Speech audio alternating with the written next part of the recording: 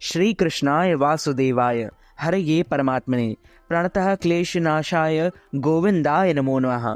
वसुदेव सुतं देवं कंसचारूणमर्दनम देवकी परमानंदम कृष्णम वंदे जगद्गुरु। हरे कृष्ण मित्रों, आप सभी का हमारे इस YouTube चैनल में स्वागत है। श्री ब्रह्मा जी से भगवान श्री कृष्ण एवं सत्यभामा का यह संवाद सुनकर नारद जी उनसे विनती की, हे पितामह, कार्तिक मास में आपने तुलसी मंजरी और भगवान शालिग्राम का जो महत्व बताया है उसे कृपा कर विस्तार पूर्वक कहें। तब ब्रह्मा जी बोले, हे पुत्र, तुलसी मंजरी सहित भगवान श्री शालिग्राम का चरणामृत घोर पापों से मुक्त कर देता है। जो जन अपने पितरों का श्राद्ध भगवान शालिग्राम की मूर्ति के समक्ष करते हैं उसके पितर को बैकुंठ धाम की प्राप्ति होती है। जो श्रद्धालु भगवान शालिग्राम की प्रतिमा का दान करते हैं उन्हें पृथ्वी दान करने का फल प्राप्त होता है।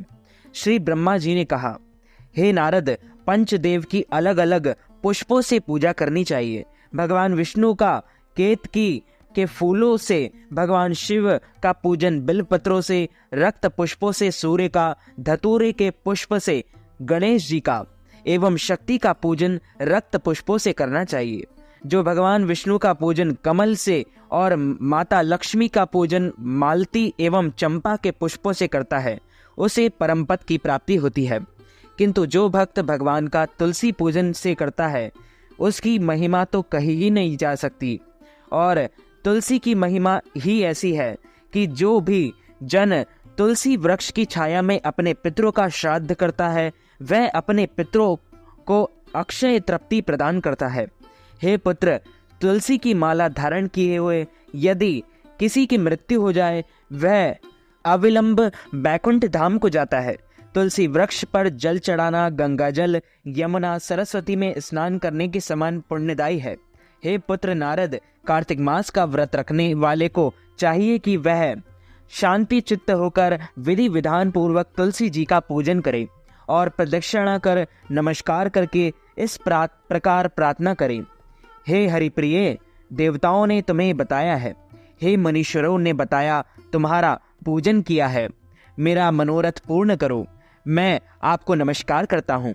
यह सुनकर नारद जी ने पूछा, हे पिता, कार्तिक मास में क्या किसी अन्य वृक्ष की पूजा भी की जाती है? यह प्रश्न सुन ब्रह्मा जी ने बताया, हाँ पुत्र, आंवले के फूलों एवं पत्तों से भी भगवान का पूजन होता है। आंवला वृक्ष के नीचे बैठकर भगवान की पूजा करने वाला सोने के आंवले प्राप्त करता है। किंतु हे पुत्र, द्वादशी तिथि को आंवले एवं तुलसी के पत्तों को नहीं तोड़ना चाहिए। जो मनुष्य द्वादशी तिथि को आंवले अथवा तुलसी के पत्ते को तोड़ता का अपराध करता है वह घोर नरक में जाता है। जो मनुष्य कार्तिक मास में तुलसी माला धारण करता है और आंवले का फल खाता है वह जीवन मुक्त हो जाता है। और कार्तिक मास के व्रतधारी को ब्राह्मणों के सम्मान सहित भोजन, चंदन, पुष्प, पान और दक्षिणा देकर प्रसन्न करना चाहिए। व्रती को यह भी चाहिए कि पूरे मास वह भूमि पर शयन करे और कठोरता से ब्रह्मचर्य व्रत का पालन करे, पत्तल में भोजन करे, प्रभु के गुणानुवाद के बाद के उपरांत जो समय बचे उसमें मौन धारण करे, मौन व्रत धारण करे। ऐसा करने वाला शूरवीर और तेजस्वी होता है। हे पुत्र, जो आंवले के वृक्ष के नीचे बैठकर दिन में एक ही बार भोजन करता है उसके वर्ष भर के पाप नष्ट हो जाते हैं। व्रती को किसी प्रकार का तामसी अथवा बासी भोजन नहीं करना चाहिए। भूल से भी देवता, वेदों, गौ और ब्रह्म की निंदा नहीं करनी चाहिए। मिट्टी के उत्पन्न हुए नमक, मसूर, तांबे के पात्र में डला हुआ दूध, केवल अपने लिए पकाया हुआ अन्न, यह सब तामसी माने गए हैं।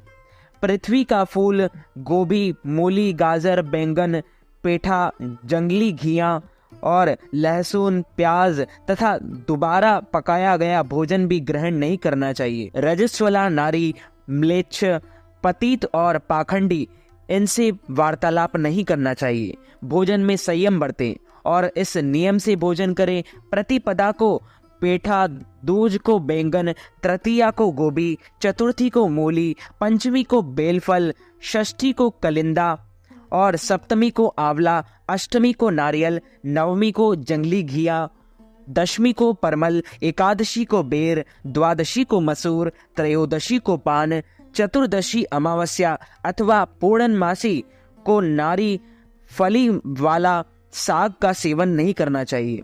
हे पुत्र, कार्तिक मास भक्ति भावना को बढ़ाने वाला मास है, इसलिए श्रद्धालु को मन की पवित्रता बनाए रखने के लिए भोजन पर विशेष ध्यान देना चाहिए। अन्न की शुद्धता मन को भी शुद्ध प्रदान करती है। तो बोलिए श्री लक्ष्मी नारायण भगवान की जय, गिरिराज धरण की जय, बालकृष्ण लाल की जय, श्री रामचंद्र भगवान की जय, देवादिदेव महादेव की जय, दुर्गा माता की जय, हनुमान जी महाराज की जय। तो मित्रों, हमारे इस ज्ञानवर्धक वीडियो को आप अधिक से अधिक लोगों को शेयर कीजिएगा, लाइक कीजिएगा, कमेंट कीजिएगा और सब्सक्राइब करके बेल आइकन को भी ऑन कर लीजिए ऐसे ही नई नई वीडियो देखने के लिए। आप सभी को सादर जय श्री कृष्ण, सादर धन्यवाद।